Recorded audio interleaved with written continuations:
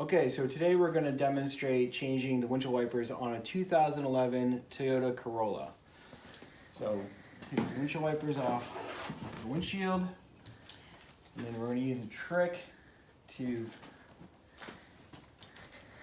put a coin behind here to pop the lever, and the windshield wiper comes off like this. Then we're going to come over to our new windshield wiper. Pop the lever open,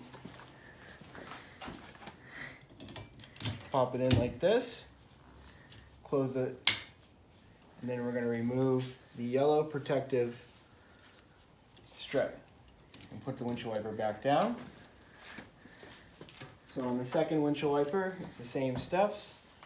We're going to put a quarter in, open it, slide it like this.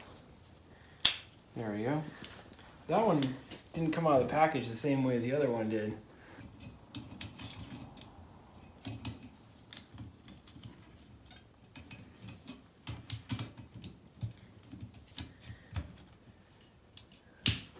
And then we put it down.